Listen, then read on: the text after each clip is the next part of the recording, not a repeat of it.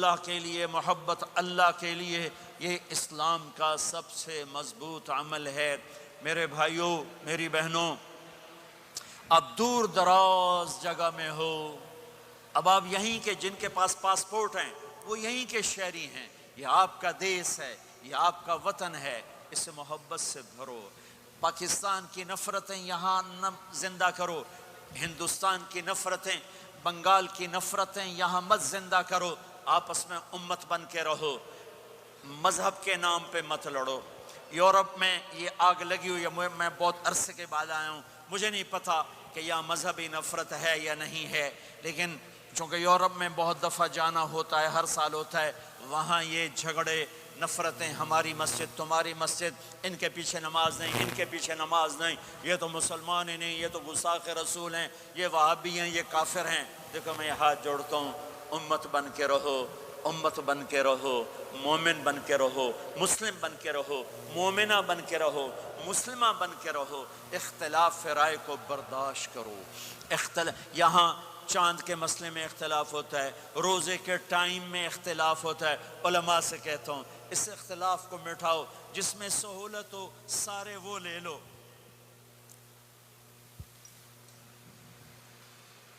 امت میں تفریق نہ پیدا کرو۔ یہ علماء کے سامنے ہاتھ جوڑتا ہوں، جس میں امت کو زیادہ سہولت ہو، ما خیر بین امرین الا اختار ایسرہما، دو کام جب میرے نبی کے سامنے ہوتے تھے، جو مشکل ہوتا تھا چھوڑ دیتے تھے، جو آسان ہوتا تھا لے لیتے تھے۔ تو میرے بھائی بہنوں، یہ مذہب کی نفرت پاکستان میں، بنگلہ دیش میں اور انڈیا میں آگ لگی ہوئی ہے۔ امت بن کے رہو، امت بن کے رہو۔ اگر آپ اور میرا مسائل میں اختلاف ہے تو یہ ہماری محبت کو نہ ختم کرے، ہمارے تعلق کو نہ ختم کرے، ہماری نفرتیں نہ پیدا ہوں۔ اختلاف رائے شروع سے تھا، آج بھی ہے، آئندہ بھی رہے گا، لیکن اللہ کے واسطے، اللہ کے واسطے، اللہ کے واسطے اس کو محبت میں بدلو، اس سے محبت میں بدلو، اس سے محبت میں بدلو۔ اختلاف رائے کو برداشت کرو، مذہب کے نام کی نفرت کو ہوا نہ دو، ہوا نہ دو، اس کو ٹھنڈا کرو، اس پر پانی ڈالو، اسے بھڑکاؤ نہیں، اس پر پانی ڈالو۔ میرے نبی نے عبداللہ بن ابی سے نباہ کر کے دکھا دیا، جو منافقوں کا سردار، باقی منافقوں کا تو کسی کو پتہ نہیں تھا سوائے میرے نبی کے، عبداللہ بن ابی کا منافق ہونا سب کو معلوم تھا، یہ منافق ہے، اور آپ کے پیچھے نمازیں پڑھتا رہا، آپ نے اس کے اپنے ساتھ رکھا۔ ایک دن آپ پانی پی رہے تھے، عبداللہ بن ابی کے بیٹے عبداللہ پکے صحابی تھے، کہنے لگے یا رسول اللہ تھوڑا پانی تو بچا دیں۔ آپ نے کہا کیا کرو گے؟ کہا اپنے باپ کو پلاتا ہوں شاید ایمان مل جائے۔ آپ نے پکڑا دیا، گھر آیا، کہا ابا یہ پانی پی لے۔ کہنے لگے یہ کیا ہے؟ کہا یہ میرے نبی کا بچا ہوا پانی ہے، پی لے شاید تجھے ایمان مل جائے۔ سنو، کہنے لگا وہاں سے کسی کا پیشاب لیا وہ پی لوں گا، یہ نہیں پیتا۔ کسی کا پیشاب لیا وہ پی لوں گا، یہ نہیں پیتا۔ وہ واپس جا کر کہنے لگے یا رسول اللہ اجازت ہے میں اس کا سر اڑا دوں؟ آپ نے کہا نہیں، تیرا باپ ہے، یہ کام نہیں کرنا، میں نہیں چاہتا کہ لوگ کہیں محمد اپنے ساتھیوں کو قتل کرتا ہے۔ اور جب وہ مرا کم وقت ان کے بیٹے آئے، یا رسول اللہ میرے باپ کو جنازہ پڑھائیں گے؟ آپ نے کہا پڑھاؤں گا۔ کفن دیں گے؟ کہا دوں گا۔ کہ اپنا کرتا دے دے، آپ نے کرتا اتار کے دے جا، اس کو کفن دے دو کہ شاید کم وقت بخشا جائے۔ ہے، اور اب اتنی نفرت ہے کہ ایک دوسرے کا جنازہ بھی نہیں پڑھتے، سلام بھی نہیں کرتے، مسجدوں میں لڑائیاں ہو رہی ہیں۔ آپ نے کرتا دیا، اس کو پہنایا، آپ جنازے کے لیے کھڑے ہوئے، حضرت عمر آگے آ گئے، یا رسول اللہ آپ کو پتہ یہ کون ہے؟ کہ عمر مجھے بتاتے ہو یہ کون ہے؟ مجھے نہیں پتا کون ہے۔ کہ اس کا آپ جنازہ کیوں پڑھ رہے ہیں؟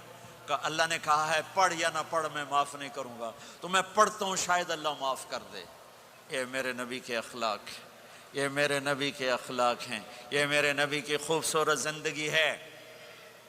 آپ نے جنازہ پڑھا دیا، پھر اس کے دفن میں شریک ہوئے، آپ پیچھے پہنچے تو وہ قبر میں اتار دیا تھا، کہا باہر نکالو۔ قبر سے باہر نکال کے اپنے لعاب تھوک کو منہ سے نکال کر اس کے منہ میں ڈالا کہ شاید اس کی بخشش ہو جائے۔ اس کو دیکھ کر 100 منافقوں نے کلمہ پڑھا کہ اتنا بڑا خلق صرف نبی کا ہی ہو سکتا ہے۔ تو میرے بھائی بہنوں، بہت بڑا مجمع آیا ہوا ہے۔ میرے نبی کی زندگی کا دوسرا پہلو، میرے نبی کی زندگی، معاشرت، پاکیزہ اخلاق، محبت بھرا پیغام ماں باپ کے لیے، بیوی کا خامد کے لیے، بہن بھائیوں کا ایک دوسرے کے لیے، یہ ایک خوبصورت زندگی ہے جو آج ہم بھول چکے ہیں، مٹا چکے ہیں۔ میرے نبی کے خوبصورت اخلاق، میرے نبی کا درگزر کرنا، میرے نبی کا معاف کرنا۔ 21 برس قتل کے منصوبے بنانے والوں کو آپ نے کہا، مکے والے، جاؤ معاف کیا، جاؤ معاف کیا، ایک جملے پر جاؤ معاف کیا۔ یہ میرے نبی کا پیغام ہے۔ میرے نبی کے اخلاق سچائی، میرے نبی کے اخلاق دیانتداری، میرے نبی کے اخلاق صدق و امانت۔ سب سے زیادہ ہائی لائٹ جو مکی زندگی میں آپ کی صفت ہوئی، صادق امین، سچا امانت دار، سچے امانت دار۔ میرے نبی سے پوچھا گیا، یا رسول اللہ، مسلمان بزدل ہو سکتا ہے؟ کہاں؟ کنجوس بخیل ہو سکتا ہے؟ کہاں؟ یا رسول اللہ، مسلمان جھوٹ بول سکتا ہے؟ کہا نہیں، جھوٹ نہیں بول سکتا۔ میرے نبی نے فرمایا، یتبع المومن علی الخصال کلھا، ہر مسلمان مرد عورت بڑے سے بڑا گناہ کر سکتا ہے، لیکن اگر میرا امتی ہوگا دو نہیں کرے گا، دو نہیں کرے گا، دو نہیں کرے گا۔ ایک جھوٹ کبھی نہیں بولے گا، ایک دھوکہ کبھی نہیں دے گا۔ ایک جھوٹ نہیں بولے گا، ایک دھوکہ نہیں دے گا۔ ایک جھوٹ نہیں بولے گا، ایک دھوکہ نہیں دے گا۔ اور جب اللہ تعالیٰ جنت میں سب سے پہلے اپنا دیدار کرائے گا، سب کو جنت میں، بھائیو یہ تو کوئی زندگی کوئی نہیں ہے۔ جب مال جمع ہوتا ہے تو موت آ چکی ہوتی ہے۔ اب لوگ یہاں ہجرت کر کے آئے، بنتے بنتے کچھ بنے تو موت دستک دینے لگی، گھٹنے درد کرنے لگے، آنکھوں پہ چشمے چڑھ گئے، سوٹیاں ہاتھ میں آ گئیں۔ جب مال سے نفع اٹھانے کا وقت آیا تو موت سر پہ آ گئی۔ یہاں کے ہر انسان اس مشکل میں گرفتار ہے۔ جب اپنی دنیا سے کمانے کا، حاصل کرنے کا وقت آتا ہے تو موت دستک دے رہی ہوتی ہے، اور موت تھوڑا پیچھے ہٹ جائے تو بڑھاپا تنگ کرنے آ جاتا ہے، بیماریاں تنگ کرنے آ جاتی ہیں، پریشانیاں سر پہ آ جاتی ہیں۔ موت کے بعد اگر اللہ راضی ہو گیا تو جنت کی زندگی شروع ہونے والی ہے۔ جنت کی زندگی شروع ہونے والی ہے جس میں اللہ تعالیٰ سب سے پہلا جو ویلکم کرے گا جنت والوں کو، وہ یہ نہیں کہے گا میرے ایمان والے آ گئے، تہجد والے آ گئے، نمازی آ گئے۔ پوری تفصیل سنو۔ اللہ تعالیٰ جب جنت میں بٹھا دے گا، جنتی مرد، جنتی عورت۔ ہمارے ابا اور اماں کا قد کتنا تھا کچھ پتہ ہے؟ 130 فٹ۔ کتنا بھائی؟ 130 فٹ۔ یہ تو آپ نے سنا ہے کہ یوسف علیہ السلام سب سے خوبصورت تھے، سنا ہے نا؟ یہ بہت کم مرد عورتوں کو پتہ ہوگا کہ عورتوں میں سب سے خوبصورت کون تھا؟ وہ حضرت حوا، حضرت حوا، حضرت حوا۔ 130 فٹ کی اماں تھی، 130 فٹ کے ابا تھے۔ پھر ٹائم کے ساتھ گزرتے گزرتے ہم چھوٹے ہوتے ہوتے ہوتے ہوتے ہوتے ہوتے یہاں تک آ گئے۔ آگے چل کے اور نیچے ہو جائیں گے۔ جنت میں یہ قد واپس اللہ دے دے گا۔ جو ہمارے ملک کا کلچر جنہیں یاد ہے انہیں یاد ہوگا، ایک قوم ہوتی ہے مراسی، پتہ ہے نا؟ مراسی سنا؟ بڑی نازک قوم ہوتی، صرف زبان کی روٹی کھاتے ہیں، کم کو نہیں کرتے۔ تو زمیندار نے مراسی کے ذمہ لگا، یہ میرا گھوڑا ہے، اس کی مالش کر۔ وہ گھوڑے کی مالش مشکل کام ہے، وہ شروع ہو گیا۔ جب زمیندار گھر گیا وہ سو گیا، وہ سویا تو چور گھوڑا کھول کے لے گئے۔ جب صبح اس کی آنکھ کھلی تو گھوڑا غائب تھا، تو اس نے کہا ابھی مارے گئے، آج میری خیر نہیں۔ وہ گھر گیا، خرگوش لا کے باندھ کے مالش شروع کر دی۔ جب تھوڑی دیر بعد زمیندار باہر نکلا، اس نے کہا میرا گھوڑا کی دیکھے جی آئے کھلوتا ہے۔ اس نے کہا تیرا ستیہ ناس ہوئے، گھوڑا ہے وہ تو خرگوش ہے، صحیح گھوڑا ہے، ساری رات مالش کی تھی تو گھس گھس گھس گھس گھس گھس گھس اے آ کھلوتے۔ ہمارے اماں ابا تھے 130 فٹ، پیسج آف ٹائم، گھستے گھستے گھستے یہ ہمارے قد آ گئے. جنت میں پھر اللہ واپس کرے گا 130 فٹ. ایک عرب نوجوان کہنے لگا اتنے قد کی کیا ضرورت ہے، ہمیں اتنا ہی کافی ہے. میں نے کہا تو یہ پتہ ہے جنت کی کھجور کتنی لمبی ہے؟ کھجور درخت نہیں، پھل دانا کا نہیں. میں نے کہا جنت کی کھجور 25 فٹ لمبی ہے، دانا 25 فٹ کا ایک دانہ ہے.